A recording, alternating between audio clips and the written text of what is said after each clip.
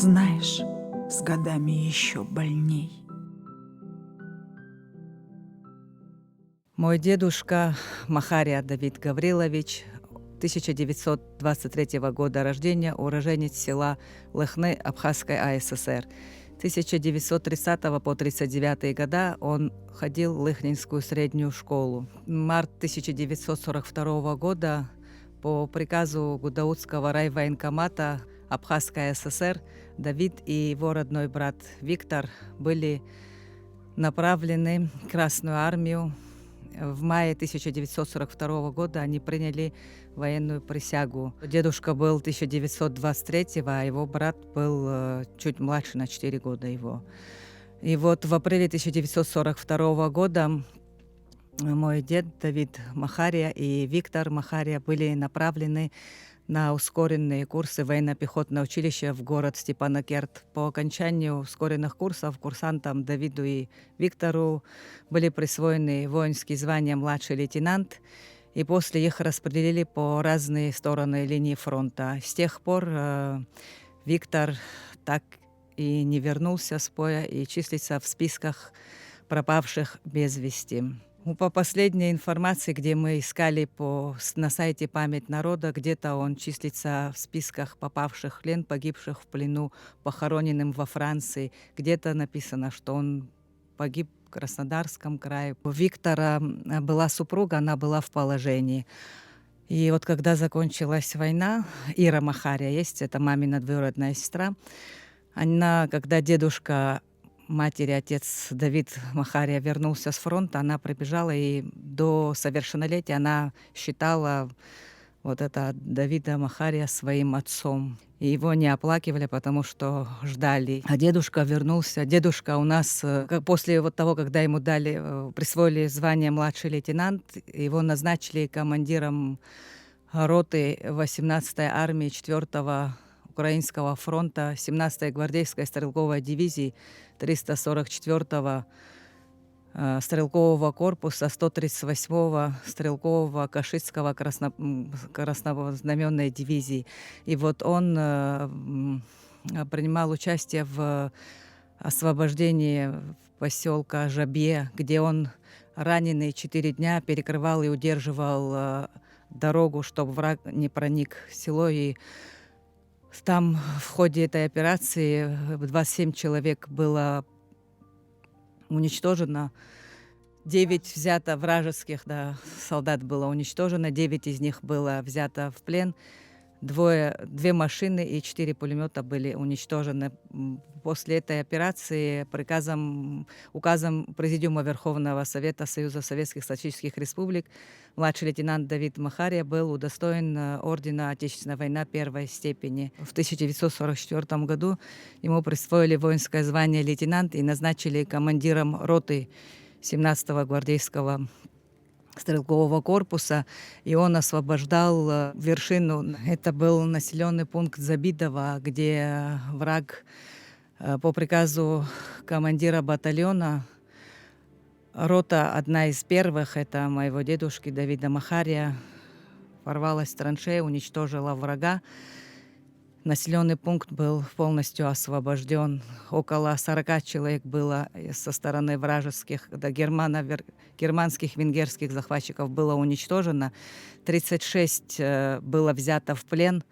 И в этом бою он был очень тяжело ранен и выбыл в госпиталь. Но выжил благодаря ордену Отечественной войны первой степени, который принял удар вражеского осколка на себя и спас Давиду Махария жизнь. Командиры всегда одевали ордена. И вот во время боя вражеский осколок попал в орден. До сих пор у нас орден этот есть. В период Отечественной войны, Великой Отечественной, он был 4-жды ранен. И войну окончил в звании старшего лейтенанта, но война для него не была окончена. Он после войны участвовал в борьбе за освобождение Чехословакии, Польши. После уже он прошел курсы повышения офицерского става, и ему было присвоено звание капитан запаса. А вот с бабушкой они до того, как они ушли на фронт, были знакомы. Война их разлучила, а бабушка в мае 1942 года в возрасте 17 лет, как и многие участники средней школы села Лыхны, пошли добровольцем на фронт. В тот момент отец Александры Виссарионовны уже находился на фронте. И вот по приказу Гудаутского райвоенкомата Абхазской АССР моя бабушка была зачислена в 33-й прожекторный батальон, 3-ю зенитную роту. Она боевой путь прошла от ефрейтора до старшины, обеспечивая телефонную связь. Она рассказывала еще при жизни, что как-то вокруг склада боеприпасов возник пожар от фашистской бомбежки, и она, как и многие девушки, переносила огромные ящики со снарядами, чтобы сохранить их. И она вспоминала, как, говорит, такие тяжелые ящики я переносила, мои силы будто удесятерились. Вот. Она участвовала и в обороне Кавказа. За героическое участие в обороне Кавказа у нее есть медаль за оборону Кавказа и также медаль за доблестный труд в Великой Отечественной войне.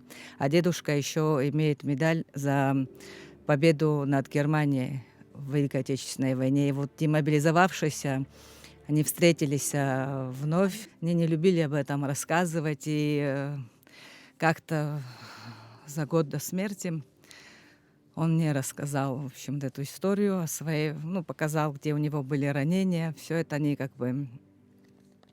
им трудно было рассказывать. И всегда в то время, 9 мая, всегда я с ними ходила на парад. Вы знаете, они до сих пор у меня как живые. Они до сих пор то тепло, то, что было, вот они могли дать. Сегодня очень редко это можно увидеть. До сих пор вот как День Победы, как юбилей. Вот я и баннер заказала. Хотела бы сказать большое спасибо Амобайлу, который предоставил нам место в Гудаутах по центральной трассе. Каждый год 9 мая мы собираемся, всегда все родственники, знакомые, и вспоминаем о них. Я горжусь своими дедушкой и бабушкой, горжусь ими, потому что они вдохновляли меня, они давали мне силу. Каждый раз мы с дедушкой садились возле телевизора и смотрели все фильмы о Великой Отечественной войне. Не пропускали ни один фильм. Раньше же были газеты, время, когда будет фильм, мы ждали, часы ставили будильник, чтобы не пропустить ни один фильм про Отечественную войну. Сколько бы времени ни прошло, наверное, пока я живая, я буду о них и не только помнить, и где есть возможность, где-то как-то, хоть просто фотография. Просто даже когда мы смотрим абхазское телевидение, мы ищем мамина сестра, всегда смотрим и ищем фотографии наших.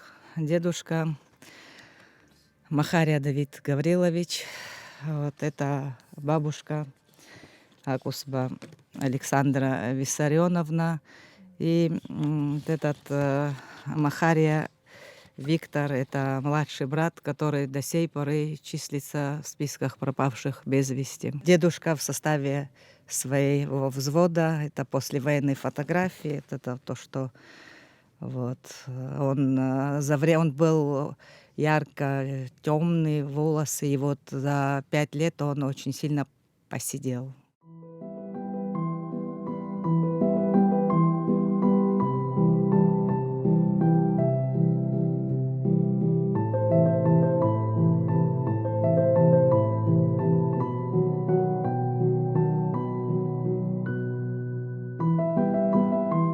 Знаешь, с годами еще больней.